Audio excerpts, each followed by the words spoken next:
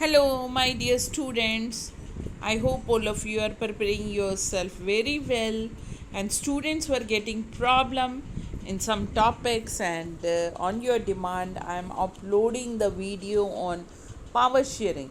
This is the very first chapter from your political science book, and in this chapter, we are going to discuss about the two countries. One country is from the Belgium, Europe that is Belgium. Okay बेटा, एक country Europe से है और वो है Belgium. Belgium की ethnic composition, this is a small country in Belgium. And look at the Belgium. Okay, Belgium is a small country in European continent, in Europe, and its population is near about 1 crore, not more than Haryana. Its border, अब border इसके देख लीजिए जी, France, Netherlands और Germany, Luxembourg इसके neighbouring country है, border touch हो रही है. और ये जो है ब्रसल्स इसकी कैपिटल है. Now look at the ethnic composition of the Belgium. Belgium में मेनली 3 तरह की कम्युनिटीज़ हैं, Dutch, French and Germans. Germans तो 1% है, वो तो क्या प्रॉब्लम क्रिएट करेंगे. रह गई बीच में 2 main communities, Dutch and what, French.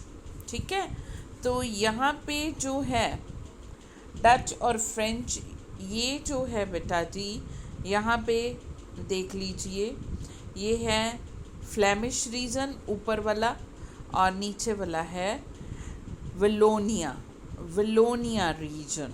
ठीक है, ये 2 में डिवाइडेड है यहाँ पे. और ये जो है यहाँ पे, यस बेटा जी, कंट्री की जो है 59% population जो है that live in the Flemish region. Okay बेटा, this is the Flemish region, upper part of the Belgium. Okay, तो यहाँ पे जो है कितनी है, 59% population जो है वो रह रही है, 59%. और ये जो है डच स्पीकिंग लैंग्वेज है. क्या बोलते हैं ये लैंग्वेज? डच. ओके बेटा, डच स्पीकर पीपल है यहाँ पे, और ये 59% है, और ये रहते हैं फ्लेमिश रीजन में. और दूसरी है वलोनिया रीजन में, ये है 40%. ठीक है बेटा जी, ये है 40% पीपल है. और ये स्पीक कौन सी लैंग्वेज स्पीकिंग है? फ्रेंच. Getting my thing? समझ लग गया बेटा? 2 कम्युनिटीज़ हैं, कौन कौन सी हैं? Dutch, okay, and French. याद रख लेना, 2 हैं, डच एंड फ्रेंच. डच कितने हैं? 59%, और वो कहाँ पे रहते हैं? फ्लेमिश रीजन में. फ्रेंच कितने हैं? 40%, और वो कहाँ पे रहते हैं? विलोनिया रीजन में. अब रह गए 1%, 59 एंड 40, 99%. 1% है जर्मन पीपल. ठीक है, ये तो कोई प्रॉब्लम नहीं क्रिएट करते हैं. तो अब ये है हमारे बेल्जियम की कैपिटल. कैपिटल का नाम क्या है? ब्रसल्स. अब यहाँ पे उल्टा है जी. ठीक है, पूरे कंट्री में किन की ज़्यादा मेजॉरिटी है? पूरे कंट्री में मेजॉरिटी है डच स्पीकिंग पीपल की. कितने हैं? 59%. और कंट्री की कैपिटल में किसकी मेजॉरिटी है? फ्रेंच स्पीकिंग की. ठीक है, याद रखना, कंट्री की कैपिटल में है मेजॉरिटी, वो है फ्रेंच स्पीकिंग की. और फ्रेंच जो है 80%. कितनी ज़्यादा? 80% फ्रेंच स्पीकिंग है और 20% डच स्पीकिंग है. एक बार फिर से एथनिक कंपोजिशन रिवाइज कर लीजिए, रिमाइंड कर लीजिए। कंट्री की 59% है डच स्पीकिंग लैंग्वेज और वो रहते हैं फ्लैमिश रीजन में। फिर आ जाइए जी, नेक्स्ट हमारी 40% वो हो गई कौन सी, फ्रेंच स्पीकिंग है विलोनिया रीजन में। ओके, कौन कौन सी दो कम्युनिटी है ब्राज़ील में, याद रख लेना, बेल्जियम में, सॉरी ब्राज़ील तो साउथ अमेरिका में है, हम यूरोपियन कॉन्टिनेंट के कंट्री कौन से, बेल्जियम, ब्राज़ील नहीं, Belgium Belgium Belgium. Okay, Belgium की बात करें, बेल्जियम में है 59% डच स्पीकिंग, 40% है फ्रेंच स्पीकिंग, और कंट्री की कैपिटल में है फ्रेंच स्पीकिंग 80%। ओके, मेजॉरिटी में है 80% और 20% है डच स्पीकिंग। तो अब ऐसी सिचुएशन में जो है कंट्री की टोटल पॉपुलेशन है 1 करोड़। अब आ जाइए जी, अब देखो जी, कहीं पे भी अगर मेजॉरिटी डच स्पीकिंग है तो मेजॉरिटेरियन रूल वो अप्लाई कर सकते हैं, ठीक है। बट इसका रिज़ल्ट क्या होगा, सिविल वॉर, राइट्स और कंट्री की प्रोग्रेस प्रॉस्पेरिटी ख़त्म, ठीक है।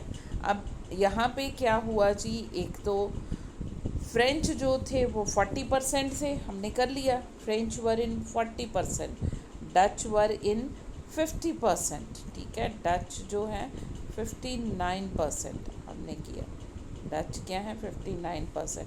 बट जो 40% फ्रेंच थे वो बहुत ज़्यादा पुअर और पावरफुल, फ्रेंच जो हैं 59% और रिच और पावरफुल, और जो डच 40% थे वो बहुत ज़्यादा पुअर और लेस पावर भी, जो ऑब्वियसली गरीब है तो पावर भी कम है। रिच पीपल के पास, इंडस्ट्रियलिस्ट के पास पावर ज़्यादा होती है। इसको लेकर डच में थोड़ी डिसकंटेंटमेंट, असंतोष, टेंशन, कॉन्फ्लिक्ट दोनों ग्रुप में था। Okay, but salute to the leaders, ठीक है, जिन्होंने बहुत अच्छा अरेंजमेंट किया। क्या, कैसे, we will discuss in this. Okay, briefly I am discussing. Conflict था दोनों में। ब्रसल में कैपिटल जो है Brussels, that is the capital of Belgium. यहाँ पे जो है फ्रेंच स्पीकिंग जो थे वो मेजॉरिटी में थे और इसलिए कॉन्फ्लिक्ट किसी भी तरह से, बट बेल्जियम में पावर शेयरिंग का अरेंजमेंट वहाँ के लीडर्स ने बहुत अच्छा किया और इसके लिए उन्होंने कॉन्स्टिट्यूशन को अमेंड किया। They amended the constitution 4 times, 4 बार मेजर चेंजेस किए हैं और अरेंजमेंट किए। Which arrangement we will discuss one by one. The first arrangement was equal number of ministers, चाहे वो फ्रेंच हैं, फ्रेंच कितने थे 40%, डच कितने थे 59%, बट उन्होंने ये नहीं कहा कि फ्रेंच 40% है तो उनके कम मिनिस्टर होंगे, डच मेजॉरिटी में, तो not at all. Equal number of minister होंगे गवर्नमेंट में, 6 उनके 6 उनके, 12 उनके 12, इक्वल नंबर डच और क्या फ्रेंच के। सेंटर गवर्नमेंट में इक्वल नंबर ऑफ मिनिस्टर होंगे, ठीक है। और स्पेशल लॉ कुछ एक बनाएंगे ताकि जो है लिंग्विस्टिक ग्रुप दोनों लैंग्वेजेस के क्या है सपोर्ट कर सके। Special law support majority of the member from each linguistic state government, autonomous मतलब आज़ाद, फ्री, और उसको पावर दी गई सेंटर गवर्नमेंट से।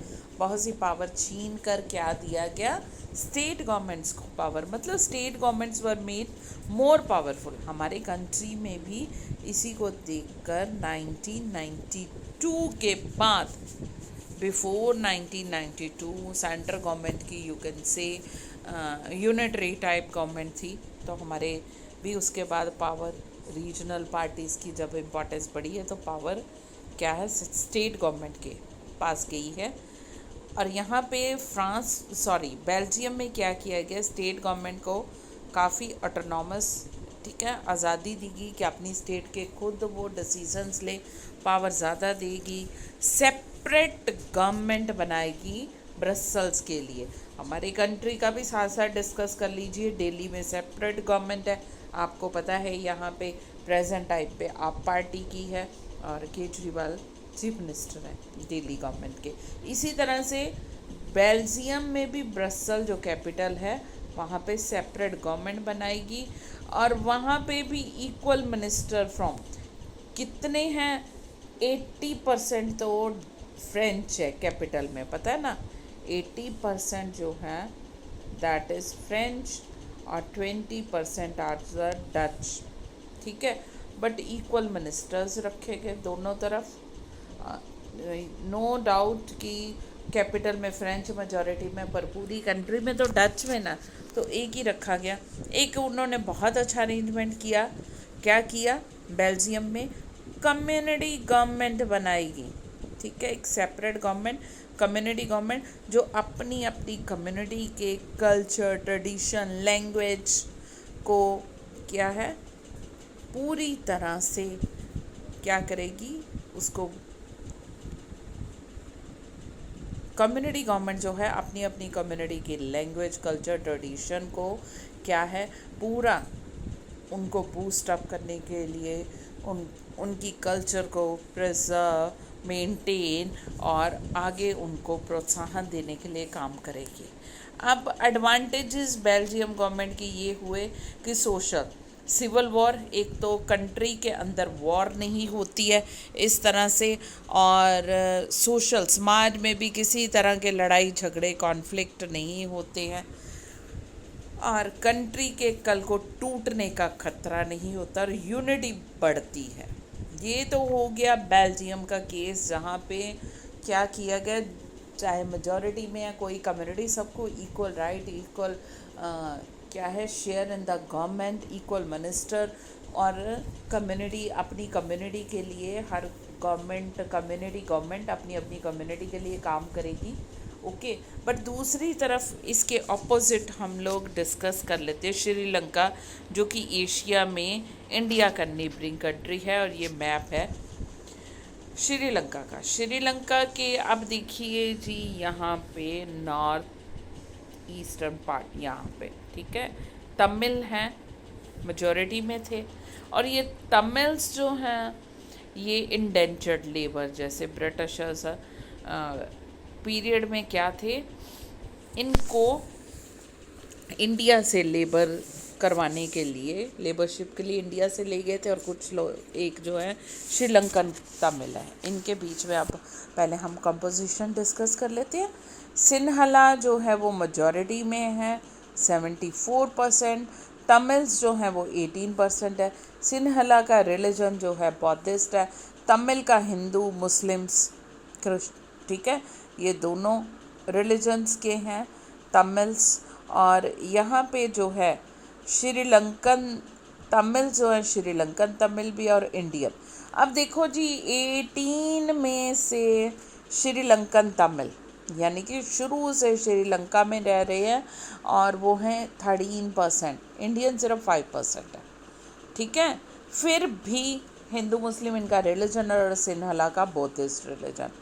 फिर भी अपने लोग हैं श्रीलंकन तमिल, उनके 13% से ज़्यादा। बट फिर भी श्रीलंका में सिन्हला की जब गवर्नमेंट बनी तो मेजॉरिटेरियन पॉलिसी उन्होंने फॉलो की है, ठीक है।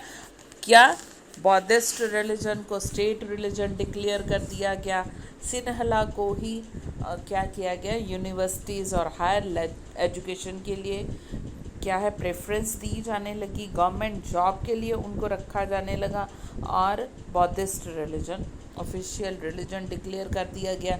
सिन्हली लैंग्वेज जो है ऑफिशियल लैंग्वेज, मतलब policy of discrimination against the minority, पूरी तरह से प्रिविलेजेस जो थे वो सिन्हला को दिए गए, उनके धर्म बौद्धिस्ट रिलीजन को, ठीक है। Buddhist religion was the official, और सिन्हलीज लैंग्वेज जो थी official language declare. Government job में, यूनिवर्सिटीज़ में उनको पूरा इस तरह से ये जो था सिविल वॉर स्टार्ट होगी। सिन्हला ने क्या किया, 1956 में एक्ट पास किया, सिन्हलास को क्या ऑफिशियल लैंग्वेज श्रीलंकन गवर्नमेंट ने जो सिन्हली गवर्नमेंट आई थी उन्होंने ऑफिशियल लैंग्वेज डिक्लेयर कर दिया। सिन्हला स्पीकर्स को गवर्नमेंट जॉब्स में, यूनिवर्सिटी की पोजीशन में, हायर एजुकेशन में हर जगह प्रेफरेंस दी जाने लगी। बौद्धिज़्म जो था वो स्टेट रिलीजन डिक्लेयर कर दिया गया और बौद्ध रिलीजन को ही प्रमोट किया गया। तमिल्स को इक्वल पॉलिटिकल राइट भी नहीं और बहुत ज़्यादा डिस्क्रिमिनेशन उनका हर जगह होने लगा। And this result to opposite हुआ बेल्जियम के। वहाँ पे यहाँ पे सिविल वॉर होगी, राइट्स हुए, कंट्री की पीस एंड प्रोग्रेस को बहुत बड़ा सेटबैक लगा। तो ये जो थी तमिल्स में बहुत ज़्यादा डिसकंटेंटमेंट हुई। तमिल्स की डिमांड जो थी कि तमिल को भी ऑफिशियल लैंग्वेज का स्टेटस मिले, equal job and university level पे भी उनको अपॉर्चुनिटीज सेम मिले और तमिल एरियाज़ को ऑटोनॉमी दी जाए। जहाँ पे तमिल मेजॉरिटी में हैं उन लोगों को सेपरेट इलम स्टेट की अब इन्होंने डिमांड कर दी है। अगर कंट्री के अंदर नहीं तो अपना सेपरेट कंट्री बनाएंगे ये, ठीक है। तमिल जो थे फॉर्म्ड देयर और तमिल ने अपनी पॉलिटिकल ऑर्गेनाइजेशंस बना ली हैं और डिमांड की है, बट लेटर ऑन ये जो थे टेररिस्ट ग्रुप बना दिए और गवर्नमेंट के अगेंस्ट वॉर। ये है प्रभाकरन, ठीक है, जो लिबरेशन ऑफ तमिल फ्रॉम लिट्टे, ठीक है, के जो थे हेड थे सुसाइड बम्बर, ये बड़ा गुरिल्ला वॉर टैक्टिक्स। और श्रीलंका में क्या थी, सिविल वॉर। ये देखिए जी, मिलिट्री भी क्या, तो सिविल वॉर स्टार्ट होगी, बहुत से लोग मारे गए, इंजर्ड हुए लाखों की तादाद में, रेफ्यूजीज़ कैंप कंट्री में जाने को मजबूर हो गए, प्रॉपर्टीज़ डिस्ट्रॉय होगी। और श्रीलंका के जब ऐसे होते हैं तो क्या हुआ, यहाँ पे कंट्री की इकोनॉमिक प्रोग्रेस को भी खतरा हुआ। वॉर, ठीक है, एंड हुई 2009 में, लिट्टे की हार हुई। बट इन दोनों केसेस को डिस्कस करने के बाद है कि एक कंट्री ने, बेल्जियम ने कहा कि हम सबके साथ, चाहे कम्युनिटी कोई मेजॉरिटी में या चाहे माइनॉरिटी में, इक्वल पावर शेयरिंग होगी, सबको इक्वल, स्टेट गवर्नमेंट्स को भी पावर मिलेगी। दूसरी तरफ श्रीलंका में कहा गया कि मेजॉरिटी में जो कम्युनिटी है वही पावरफुल होगी, उन्हीं का रिलीजन चलेगा, उन्हीं का ही लैंग्वेज चलेगी और उन्हीं को ही गवर्नमेंट जॉब्स में पूरा मिलेगा। तो ये पावर शेयरिंग का सिस्टम जो है, सोशल और एथनिक ग्रुप, ये जो है एडमिनिस्ट्रेशन में, कंट्री में पावर शेयरिंग कितनी इम्पॉर्टेंट है और क्यों इम्पॉर्टेंट है, this we will discuss in our next video. I hope you understand the topic very well, and we have discussed the cases of two countries, Belgium from the European continent and Sri Lanka from the Asian continent, neighboring country of India. I hope you understood both the cases very carefully and you have to revise it properly. Still you are getting any problem, share me your problem. That's all from your Aradhna ma'am. But before leaving, reminding you, please like, share and subscribe to my channel. That's all.